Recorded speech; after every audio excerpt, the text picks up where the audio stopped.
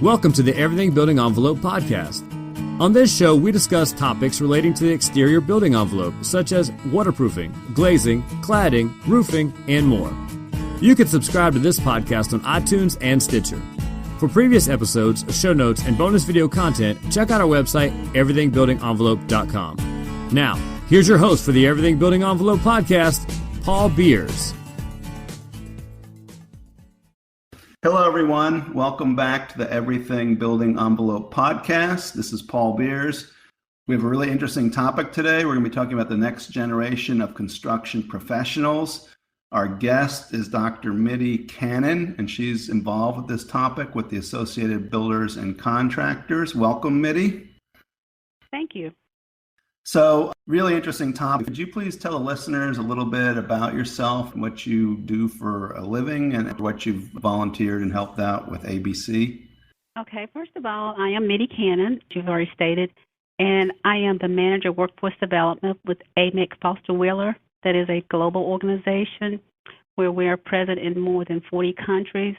And some of the areas that we focus on is project management, engineering, as well as construction services. So there, my role is to oversee our training program to ensure that our employees are working safely. They have the skill sets and knowledge they need so that we can meet the needs of our clients. So workforce development is very important as we go forward, and we realize that without a skilled workforce, safety is not something that's going to be paramount. So that's very important to our organization and to the industry. My involvement with workforce development is what led me to opportunities to ABC. And so at ABC, I'm the past chair of the Workforce Programs and Initiatives Committee. And so I'm very involved with workforce development, not only at the national ABC level, but also at the local ABC Alabama chapter level. So I get very engaged in workforce development opportunities and initiatives and assist with programming and different initiatives that also impact how we recruit the new generation and the next generation of skilled construction professionals. So how is the younger generation being recruited? There's different strategies that are currently being used to attract and recruit the younger generation. For instance, one of the initiatives that we're currently using is having a simulated workplace. So we look at how we promote ourselves as an industry and take that and showcase that to parents and students as to how that is a viable career option and a career pathway for them, and show them the benefits of being a member of the construction industry and how they can still be themselves, not necessarily have gone to college and received a degree and end up with a lot of debt from loans, but also how they can enter the workforce and still be able to use their hands and be just as productive and make high wages just like anybody else would, and still be able to travel and take advantage of being able to meet new people, doing different things, building structures, and then being able to look back and see that they had an active role in the completion of a project over time. So we look at the various things that the industry bring as benefits as a way to use those as tools to recruit others. So having a simulated workplace is one of those tools that we have used. And kids seem to, especially at the high school level, they seem to really respect that and like that, because if they find themselves not doing well in academia, then what we have found is that whenever they come to a construction program, they're doing what they would have done in academics, but it's in a more applied way. And so they can see and better understand how Pythagorean theorem really works, because now in the carpentry program we're actually doing it, but we're not necessarily calling it that. So it's more applied. So we're taking a different approach to it.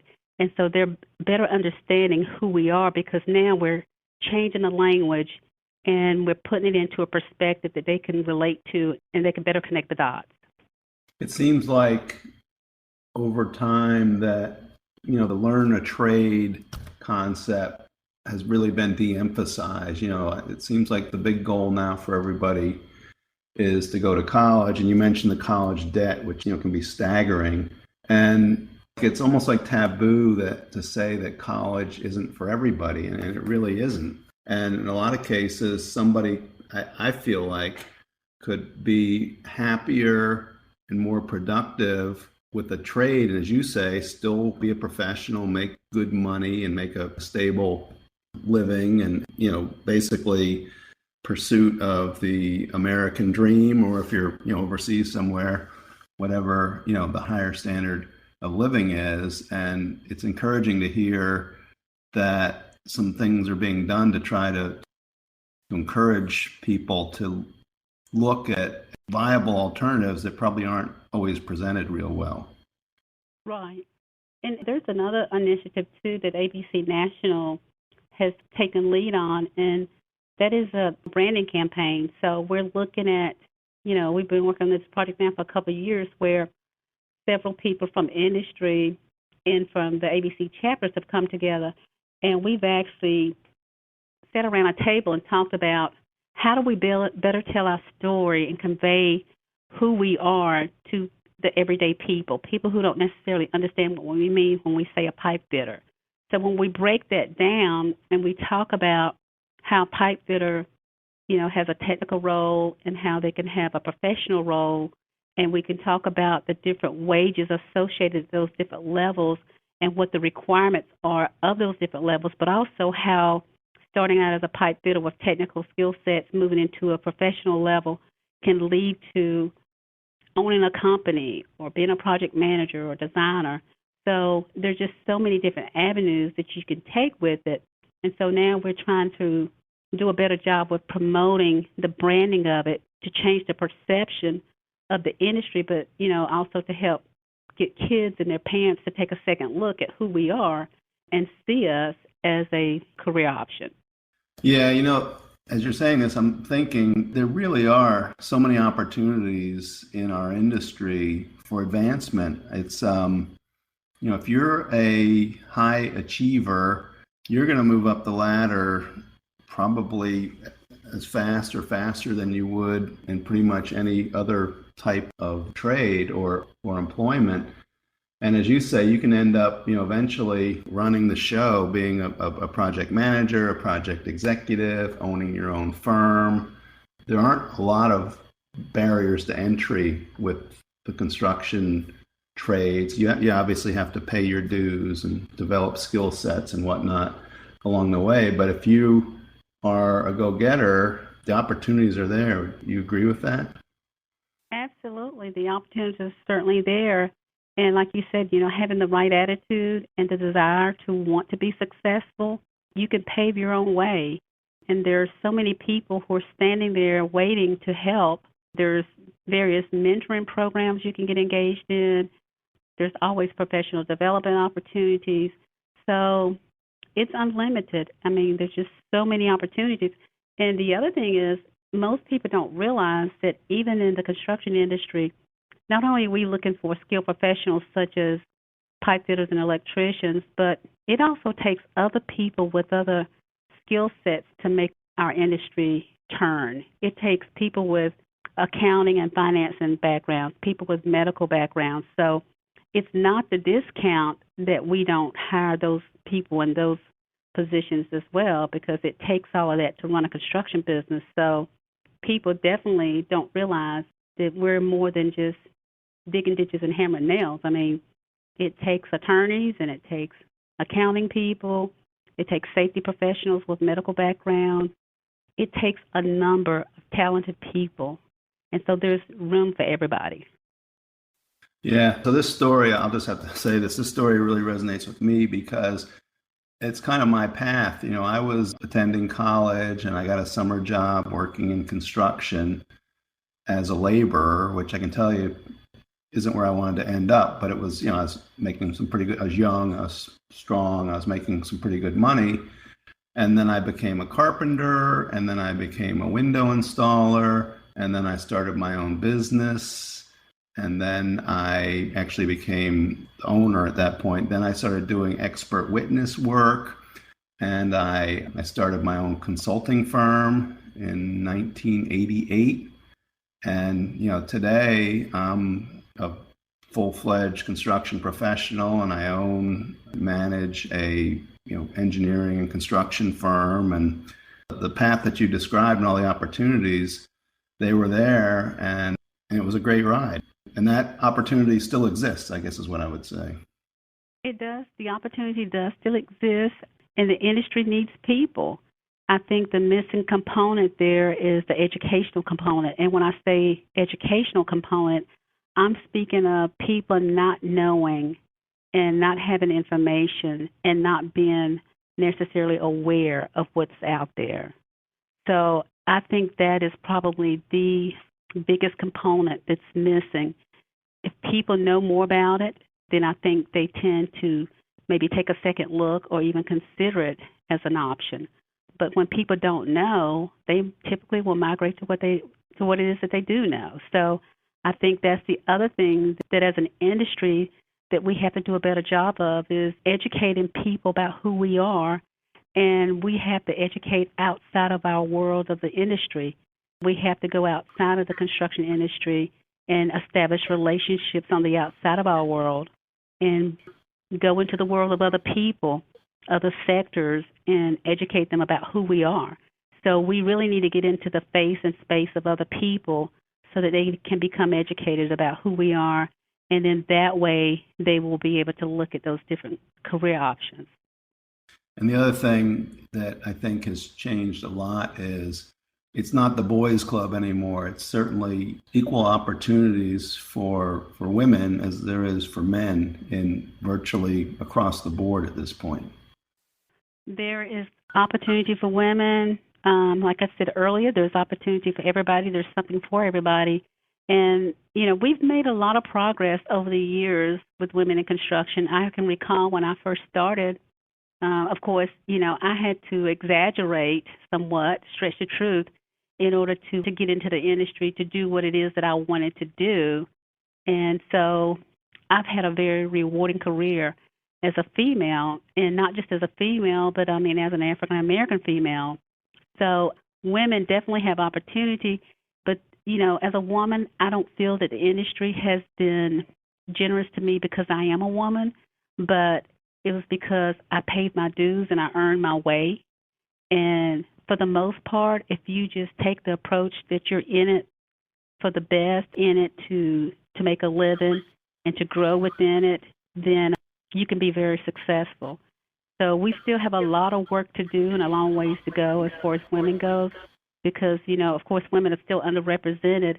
And I would love to see the day, don't know if I see it in my lifetime, but I would love to see the day that this industry is no longer considered to be non-traditional. So I think with all the seeds that are being planted and sowed, that at some point they will germinate and we will continue to see more and more women enter the industry. So like I said, we've come a long ways, but we still have a long ways to go, but we are making progress. And it would be great, too, as you say, to see that because we hire women, obviously, in our firm, and they're great. They're looked at equally, and they are. That's what they're looked at equally because they are.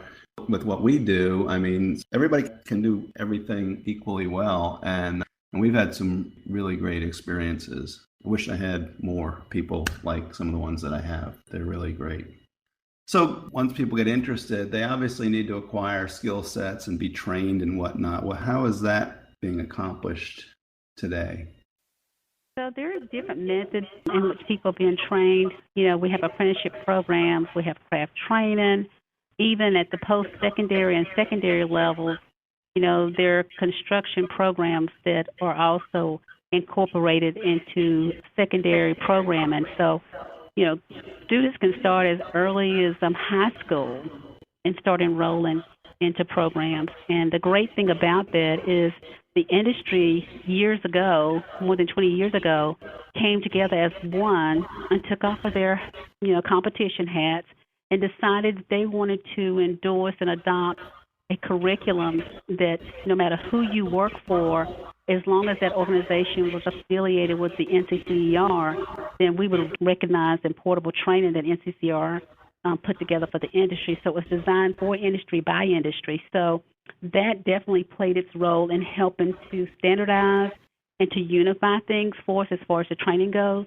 So that way everybody knew that if someone had gone through NCCER's training, whether it was in a high school program, post-secondary, apprenticeship program or even through a company's craft training program, that if they had the NCCR, it was almost like they have the good housekeeping seal, because we knew they satisfied both the practical component as well as the written component. And as you said, it doesn't need to be a competitive thing, because raising the level of competence of the workforce helps everybody, obviously. Right, it does. It does. You know, we're all fishing out of the same pond, so we're all recruiting the same people, and they just make their little cycle through the process. So at least we know that they're trained, and we know how they've been trained. So when they show up, then we know what to expect.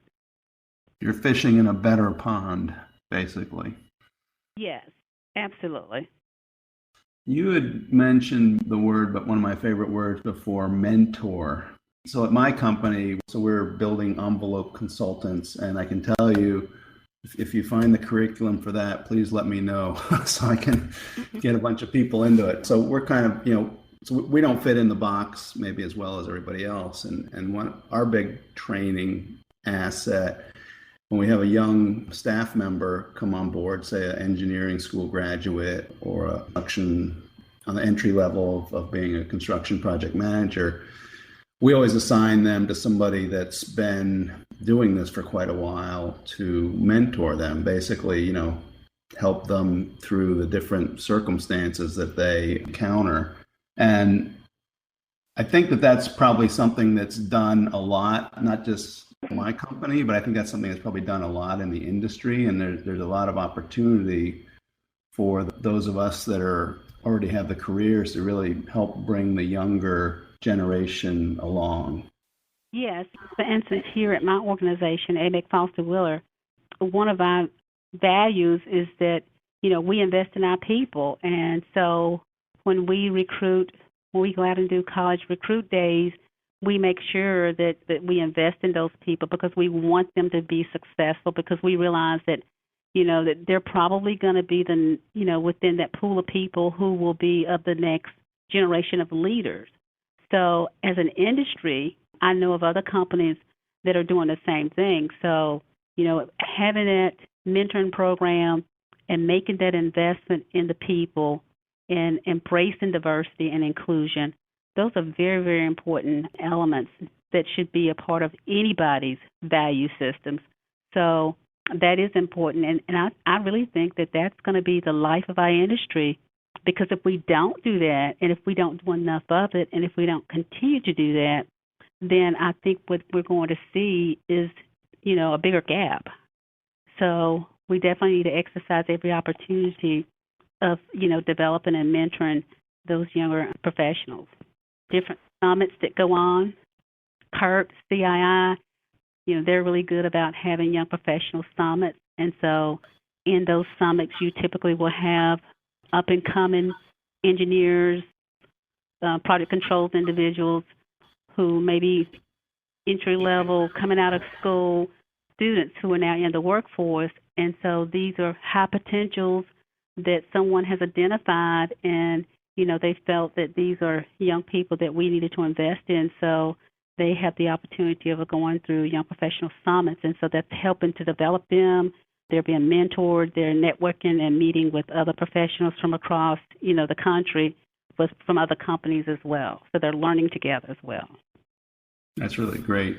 I think by doing that, having those young professional summits, they're already in the industry because that's how they get to the summit. But I think that also helps to retain them, because from what I can understand with working with the young generation, they want to be engaged, they want to be valued, they want to be challenged, because they are very bright professionals. So they want to be challenged, and they want to take on those leadership roles. It's not unusual to hear them come in and they want to make the most money. They want to be sitting in the number one seat. They want to run the company. So I think, we shouldn't discount, them wanting that. I think when we see that type of energy and interest, we need to figure out how to leverage and work with that. And I think that's just new for my generation, in other generations. So that's what we're seeing in a younger generation now. So we have to learn how to deal with that and how to manage, that type of energy. Yeah, well, I mean, aspiration and ambition are great things, but so is patience. You can't be, to be sitting in the lead chair, you need to put a little time in, obviously, right. before you get to that. Let me ask you this question. What role now, if any, does the traditional education system play in developing people that may be good fits with the construction industry? I was just going to say, one thing that comes to mind is obviously the traditional, like engineering and architecture and also building construction schools. Is it limited to that? Do you have to go to college, or are there other ways that the educational system does or could support the industry? The educational system can support the construction industry. There are many ways in which they can support the industry, and I think that goes both ways. The construction industry also needs to support the educational system, because I think what we've experienced for years is that we, the construction industry, were over here, and this was our world, and education was over here, and they're in their world. So these worlds are separate. We keep them separate. You do your thing, we do our thing. And they were not communicating. I think we've realized that we can no longer continue down that path because that's not working. So we found ourselves coming together and starting to communicate and establishing relationships. And the NCCR has done really well with trying to bring those worlds together, especially with partnering with ACTE. So we partner with the career tech side of education, and they're programming at pre-conferences for ACTE that industry comes to, and they take part in exercises with education. And so that way it forces us to communicate and to learn about each other. So once we've, broken those barriers and we start the communication, then we start to build those relationships and trust. And then we found out that we can work together. So then industry can tell education what it is that we're looking for in tomorrow's workforce. And then we can also help guide them with what curriculum and programming needs to look like to meet the needs that we have. And so it takes both of those, communicating and willing to work together and to give, so that we could help each other. So it's not just education alone, working to support industry, but industry has to also be willing to flex and to give to support education. Now, we can take on roles, and that is industry, where I think we have presence at different levels of education, locally, state, and national, where we have a voice and a seat at the table so that we could be heard and seen. And then we also need to do the same thing with education, bring them into our world so that they can be represented too, so that we can always keep, that dialogue going.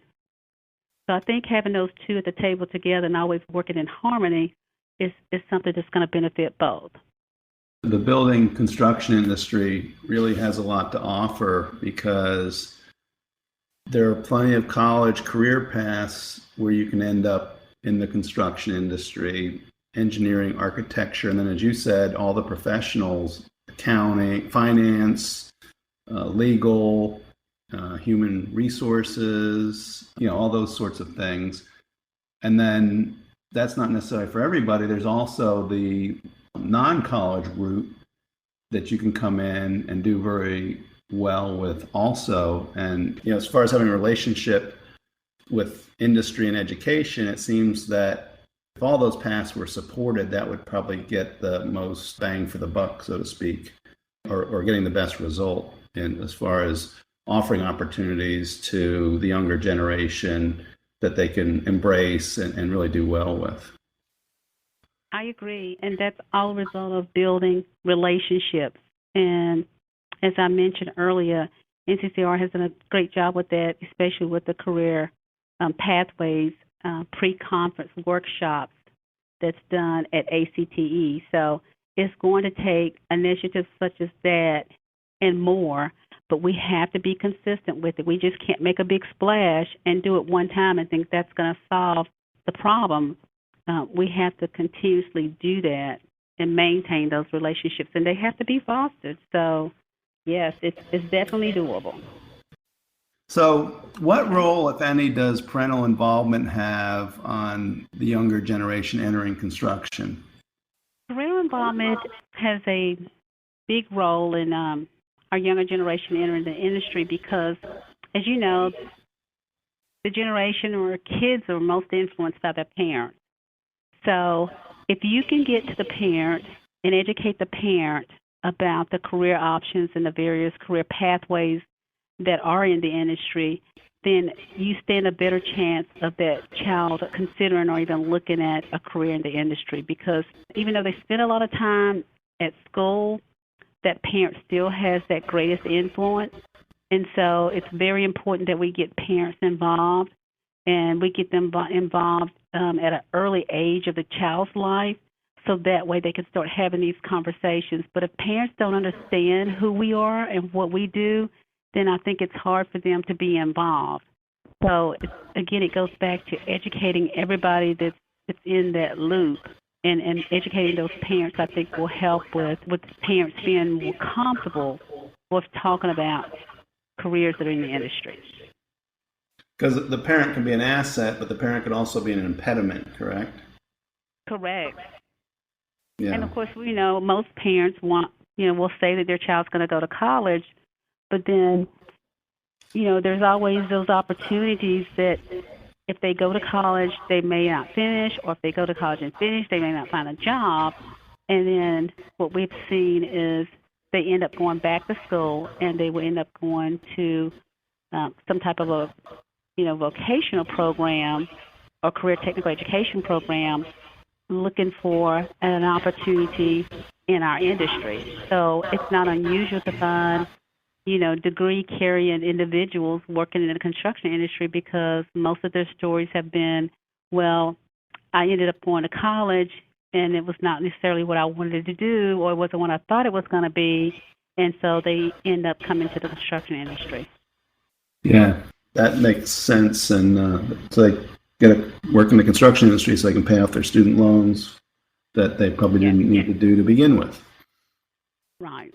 I worked in the industry as a tradeswoman, and I still have my doctorate, so I understand both sides of it. Yeah. No. Well, I was thinking when you're talking about the parents, that a lot of times they want their children to go to college, so let's get them in the building construction program. there's plenty of opportunities there as well. So what's your experience been working with the younger generation? So I've worked with the younger generation in so many different ways. Of course, I do a lot with State Department of Education, especially on the career tech side of the house. So participating in workshops, careers in construction events, careers in construction days, going in as a guest speaker, launching programs for girls. Most recently, Power Up, It's Another Dollar thing, has been probably one of the initiatives that I've seen more parental involvement than I've ever seen, and it involved younger generation. So for me, that was a aha moment, because I got to kill several birds with one stone by having an event where parents were required to be there, and it was for young females, and it was an introduction to the construction industry. And to see mothers and daughters get excited was exciting for me. So that has been a very positive experience for me with working with the younger generation, because now I feel like we have found a tool that has been successful in attracting them to come to an event where they can learn about the industry and it not be a lot of pushback. But they came to the industry, or they came to the event not really knowing what to expect, but then when they left, they had a whole different perception of the industry and was just really amazed at what the career options could be for them.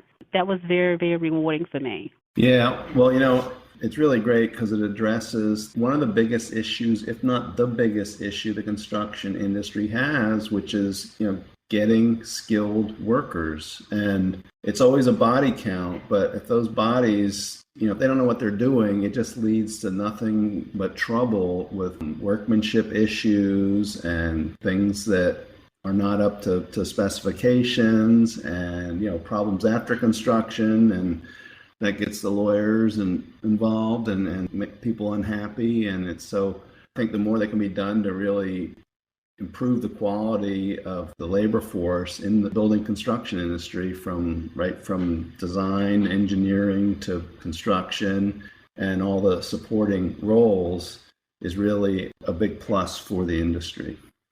Yes. And there's just so many different things that you can do with the younger generation. Again, the Young Professional Summit, I'll be involved with that this coming summer, so I'm looking forward to that.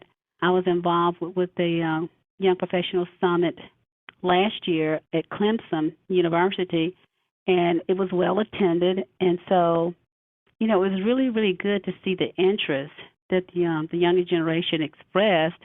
I could see that through their attendance. They were there because they wanted to be there. They're hungry for a challenge, and they're hungry for knowledge, and they're hungry for opportunity.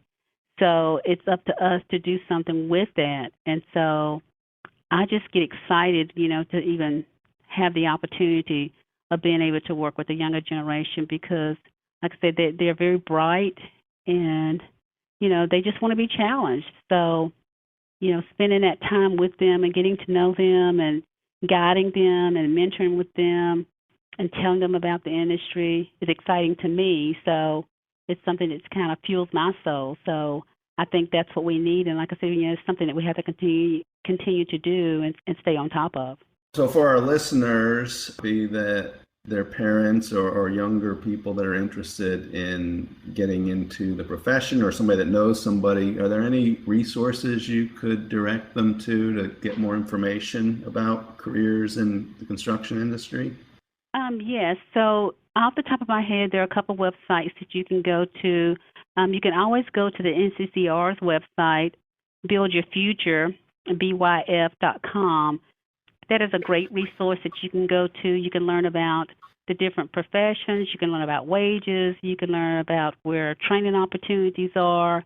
There's all kinds of information that you can learn about the industry at that website. There's also websites like the Go Build Alabama website. On that website, they provide information about training providers. It's updates on what's going on in the industry. These websites do a really good job with promoting the industry and also highlighting the younger generation and showing others how people who look like them are also doing well in the industry and who are also entering the industry. So those are two websites that I would definitely recommend that listeners could go and check out, BYF and Go Build Alabama. Great. So, Mitty, this has really been an interesting topic and very, very relevant. I know it resonates with me, and I'm sure I'm not the only one. I know it resonates with a lot of people. Business, you're only as good as your team. And, team is everybody, not just individual people. And the more that we can do to bring talented young people into the industry and develop them as construction professionals is it's great for everyone. So thank you very much again for coming on today. Okay, thank you for having me today. So I'd like to remind everyone that we have a newsletter, the Everything Building Envelope newsletter. If you'd like to subscribe to that, all you need to do is text the word building envelope, all one word, to 22828. Again, for the Building Envelope newsletter, text the word building envelope to 22828. And thank you, everyone, for listening. And it was really a very interesting topic, as I said. Until next time, this is Paul Beer saying so long. Thanks for joining us today. Please subscribe to this podcast on iTunes or Stitcher. For more information on the Everything Building Envelope, previous episodes, show notes, bonus video content, and much more, check out our website, everythingbuildingenvelope.com.